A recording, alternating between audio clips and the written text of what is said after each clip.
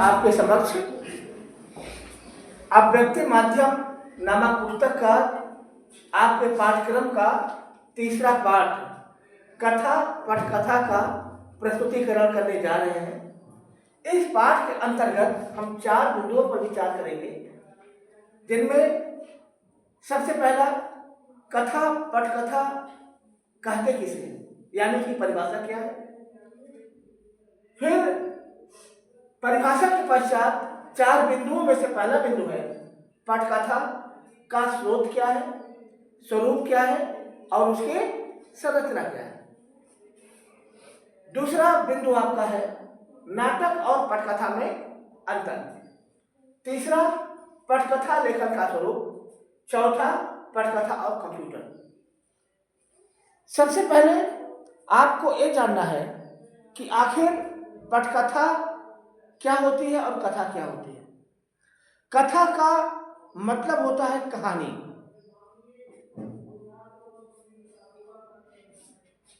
जाने माने साहित्यकार अज्ञे ने लिखा है कि एक कहानी सूक्ष्मदर्शी की तरह होती है, जो कि समस्त परत दर परत विचारधारा को और वातावरण को खोलती है। यानी दूसरे शब्दों में कह सकते हैं कि कहानी का मतलब होता है जो कही गई हो।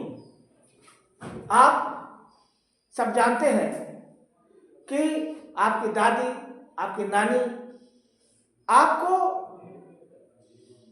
पुराने किंवदंतियों के आधार पर आपको सरस एवं रोचक रूप से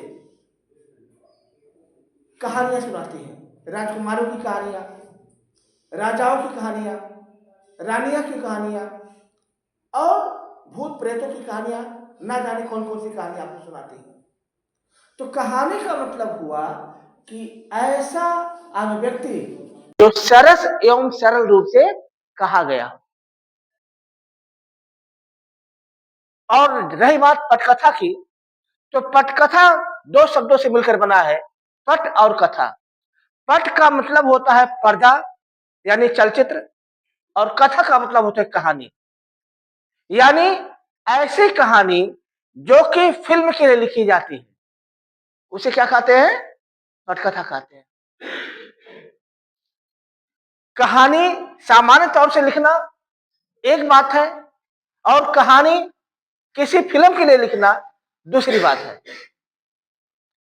इसका कारण यह है कि जब हम कहानी लिखते हैं या कोई कहानीकार कहानी लिखता है, तो वह इस बात का ध्यान नहीं रखता है कि उस कहानी को किस रूप में परिवर्तित किया जाएगा, यानी वो नाटक रूप में किया जाएगा कि उसका प्रस्तुतिकरण जो है आपका फिल्मों के रूप में किया जाएगा, या पाठक उसको स्वयं पढ़ेगा।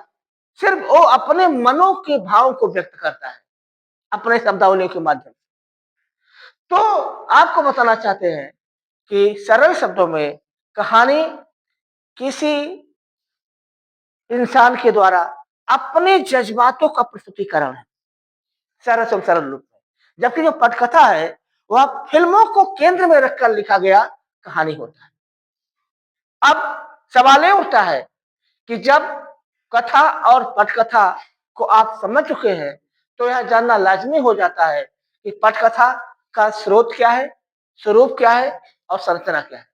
जहां तक पटकथा के स्रोत की बात है, तो हम आपको बताना चाहते हैं कि पटकथा का जो स्रोत होता है वह वास्तव में देखा जाए फिल्म की डिमांड होती है। फिल्म में कौन कौन से दृश्य आ रहे हैं, कौन कौन से जो है विचारधाराओं का प्रस्तुतिकरण हो रहा है, उस हिसाब से कोई जो है आपकी पटकथा लिखी जाती है। पटकथा लिखने का सबसे बढ़िया एग्जाम्पल है राही मासूम रजा के द्वारा लिखी गई महाभारत का जो है संवादों के रूप में प्रस्तुतिकरण। महाभारत वेदव्यास के द्वारा लिखा गया है, और जब वेदव्यास ने लिखा था तो उनके कतई ध्यान में नहीं था कि उसका जो है आने वाली जनता और आने वाला समय किस प्रकार से उसका प्रस्तुतिकरण करेगा। राही मासूम रजा ने, जिन्होंने प्रसिद्ध उपन्यास आधा गांव लिखा है, उन्होंने महाभारत की समस्त कथा को संवादों के रूप में इस प्रकार से प्रस्तुत किया कि वह यदि फ़िल्मों के रूप में सामने आता है, धारावाहिक रूप में सामने आता है, तो जनता को रोचक भी लगे, प्रभावशाली भी लगे, आकर्षक भी लगे। तो पटकथा का जो पहला स्रोत होता है, वह किसी फ़िल्म की या किसी धारावाहिक की माँग होती है। माँग के अनुरूप लिखा जाता है, पहला स्रोत। रही बात पटकथा के दूसरे स्रोत का, तो उस स्रोत के केंद्र में जो है पाठक होता है। पाठक यानी दर्शक, क्योंकि दर्शक ही किसी फ़िल्म को देखता है, दर्शक ही किसी जो है कह सकते हैं कि किसी धारावाहिक को देखता है। तो दर्शक के केंद्र में इसलिए होता है क्योंकि दर्शक ही वह जज होता है, वह जो है कह सकते हैं निर्णायक होता है, जो है सिद्ध करता है कि संबंधित कहानी जो है हमारे अपने समाज के योग्य है कि नहीं है। पटकथा का तीसरा स्रोत है, तो देखा जाए तो वह तीसरा स्रोत जो होता है, वह संवादों को और संवादों के साथ-साथ दृश्यों को और दृश्यों के साथ-साथ जो है विचारधारा को ध्यान में रख कर के लिखा जाता है। क्योंकि अगर यदि संवाद छोटे नहीं होंगे, आकर्षक नहीं होंगे, तो उन संवादों को कोई सुनने की ज़हमत नहीं उठाएगा। इसके साथ ही साथ यदि उस संवाद में देखा जाए कि वो दृश्य नहीं शामिल होगा, जिसके माध्यम से एक पाठक आकर्षित होगा, जिसके माध्यम से जनता आकर्षित होगी, यानी वो दृश्य में जिसमें संगीत की समा भी हो, जिसमें जो है उस दृश्य में एक आकर्षण भी हो, एक तमाम भावनाओं का प्रस्तुतिकरण हो, उस प्रकार का दृश्य नहीं होगा, तो जनता उसे कभी पसंद नहीं करेगी।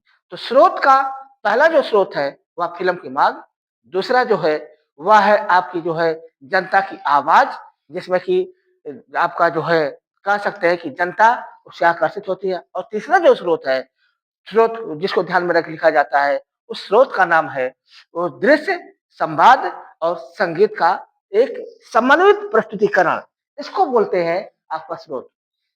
रही बात पटकथा के स्वरूप की बात, तो जो पटकथा का स्वरूप होता है, वह भगवान कृष्ण के जो है महाभारत के जो है उपदेश का स्वरूप से किसी मायने में कम नहीं होता है।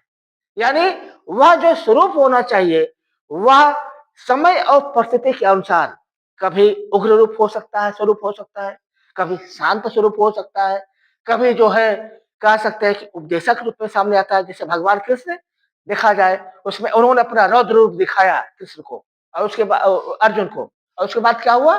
वो उपदेश देते हुए नजर आते हैं।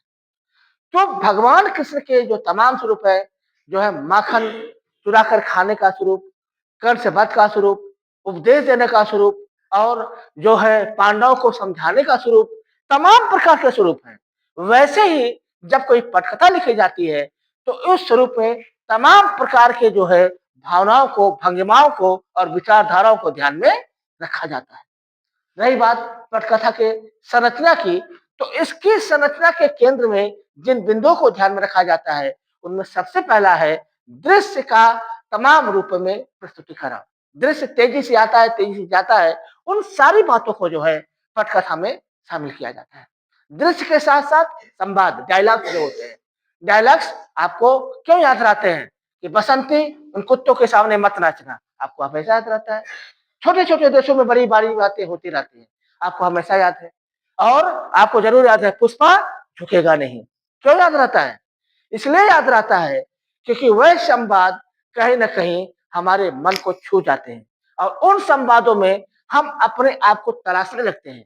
तो इन तलाश में, इन विचारधारा में देखा जाए, तो जो है, जो उसका जो स्वरूप होता है, जो संरचना होती है, स्वरूप जो हमने बताया किसकी तरह जो संरचना होती है, वह उसमें कह सकते हैं कि दृश्यों का समाहन, प्रभावशाली डायलॉग्स का समाहन होता है संरचना में, और तीसरा संगीत का। आप देखते हैं कि फ़िल्म में चल रहा है और गाना चलने लगा बहुत बढ़िया, जो है इश्क की दीवानगी, जो है इस तरह का गाना चलने लगा, या जो है तू मेरे दिल में है, मैं तेरे दिल में हूँ। ऐसे गाने सुन करके वो गाने, वो आपका एक्टर नहीं गाता है, गाता कौन है? सिंगर गाता है। लेकिन जब उस गाने को सुनते हैं, तो हमें लगता है नींद ना आए, मुझे चैन ना आए। ये गाना सुना तो मन एकदम लट्टू हो जाता है, मन जो है एकदम खुश हो जाता है। तो यानी कहने का मतलब ये है कि जो एक पटकथा की जो संरचना होती है, उसमें गीत होता है, संगीत होता है, रोमांस होता है, रोमांच होता है, और इसके साथ-साथ उनके केंद्र में होता है दृश्य, संगीत और ना जाने कौन-कौन से जो है भावनाओं का फीलिंग्स होता है, आपके सामने आती है। आप देखते हो कि आप जब फ़िल्में देखते हो, तो एक अजीब तरह का आप एनर्जी आती है।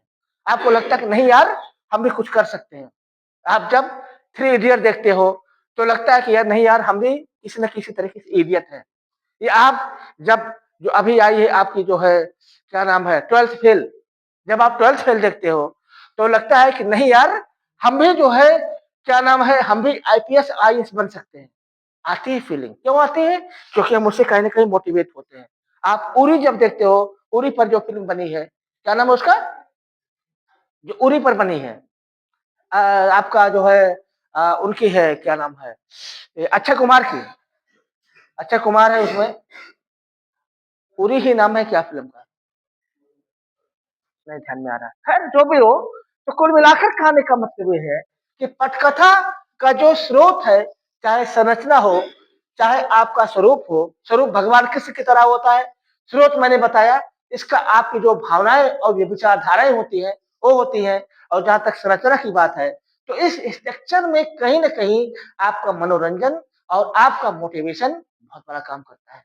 तो इस तरीके से देखा जाए, तो हम इन तमाम बातों को ध्यान में रख करके जो है, जो लेखक होता है, वह अपने पटकथा को लिखता है। कैसे? बहुत ही कह सकते हैं कि रोमांटिक अंदाज में, जिसमें इश्क भी होता है, रोमांस भी होता है, रोमांच भी होता है। आपको लगता है जब फ़िल्में देखते हैं, हाँ यार, मैं भी प्यार कर सकता हूँ। क्यों? क्योंकि आपको फीलिंग आती ही आती है।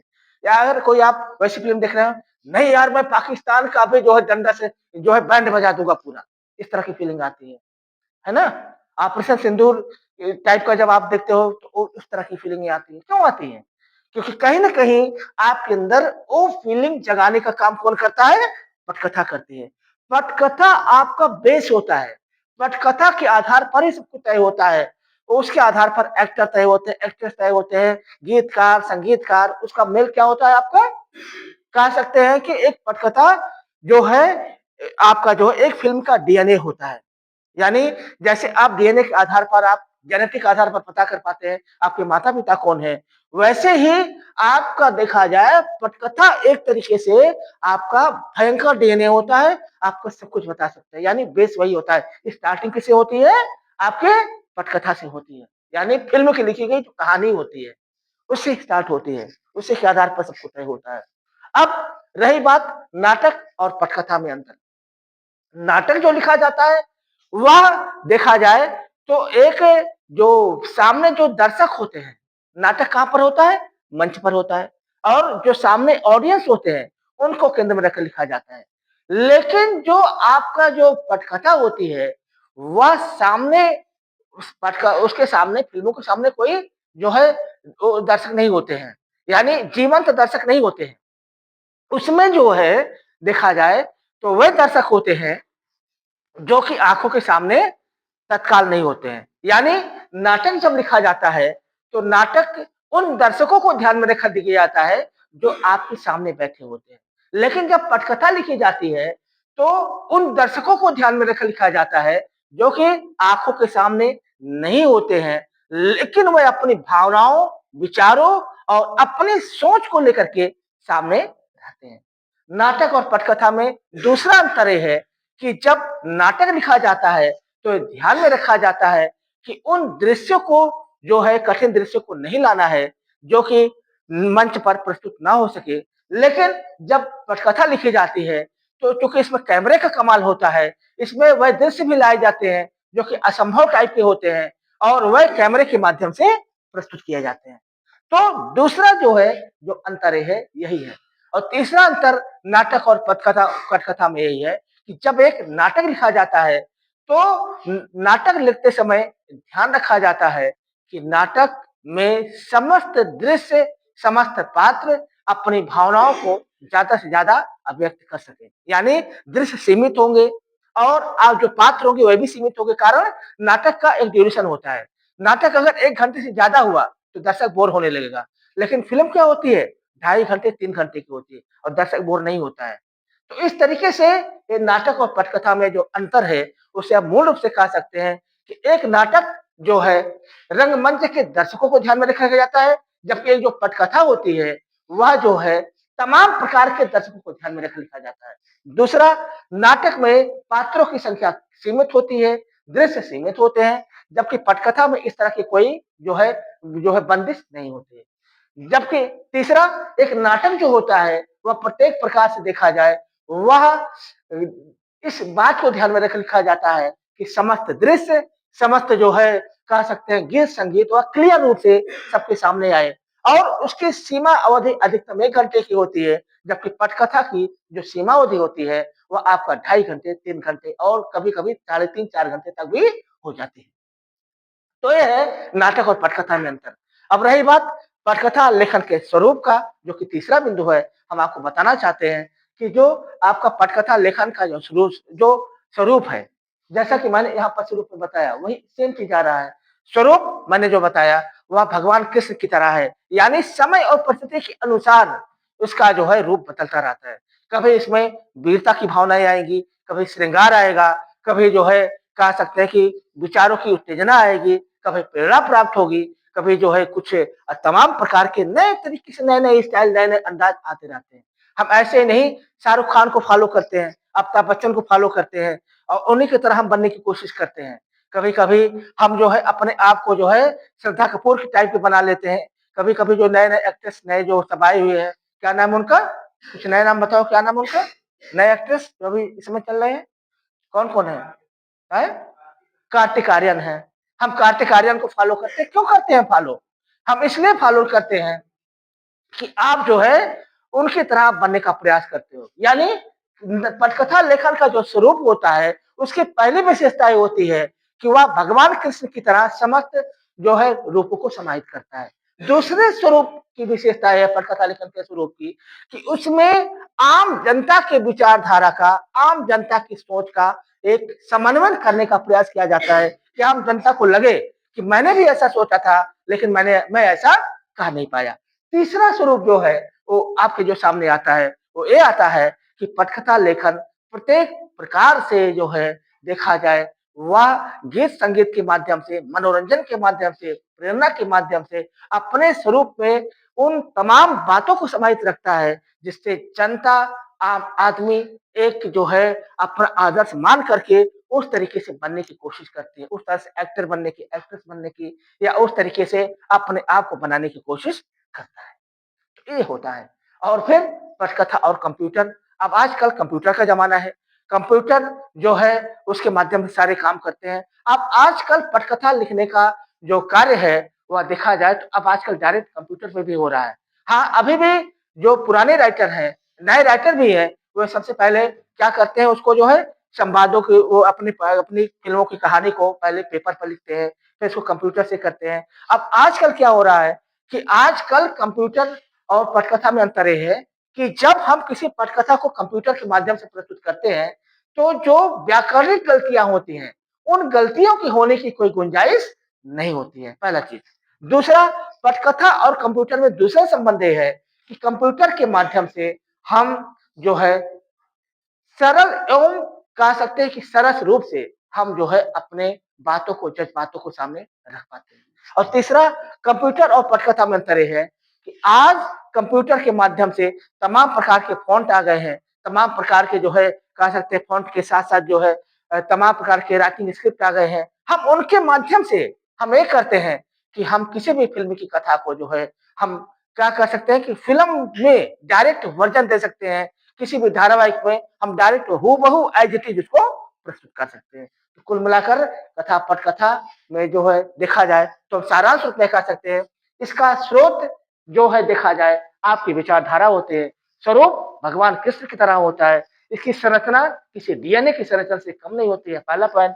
दूसरा, पटकथा और कथा में अंतर ये है कि एक कथा जो है आम आदमी को ध्यान में रख के लिखी जाती है, जबकि जो पटकथा होती है, जो आपका नाटक होता है, वह आम आदमी जो कि अदृश्य होता है, सामने नहीं होता है, उसको ध्यान में रख लिखा जाता है। तीसरा, पटकथा लेखन का जो स्वरूप है, वह देखा जाए उसमें एक ऐसा डीएनए होता है, जिसमें कि भगवान कृष्ण कह सकते हैं, भगवान राम की तरह, भगवान कृष्ण की तरह तमाम स्वरूपों को समाहित किया जाता है और जनता उससे प्रभावित होती है। और रही बात पटकथा और कंप्यूटर का चौथा बिंदु है। हम ये कह सकते हैं कि कंप्यूटर के माध्यम से जो है आजकल पटकथा लिखना बहुत आसान हो गया है, क्योंकि बहुत सारे फ़ॉन्ट, बहुत सारे जो है तकनीक ऐसी आ गई है कि किसी तरह से दुविधा की गुंजाइश नहीं होती है, सुविधा इस होती होती है और कहा भी गया है कि जहाँ पर सुविधाएँ होती हैं, वहाँ पर दुविधाएँ भी होती हैं।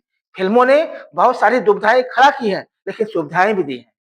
हाँ, सही बात है कि पॉजिटिव और नेगेटिव से मिलकर के ये जो है एनर्जी का निर्माण होता है। तो पॉजिटिव और नेगेटिव दोनों साथ चलते रहते हैं। दोनों के समन्वय से विचारधारा का निर्माण होता रहा है। पटकथा और कथा आपके जीवन का अहम पहलू है। इसके साथ आप जिए और अपने आप को प्रस्तुत करने का प्रयास करें। इन्हीं शब्दों के साथ मैं अपनी बात को समाप्त करता हूँ। धन्यवाद। जय हिंद। जय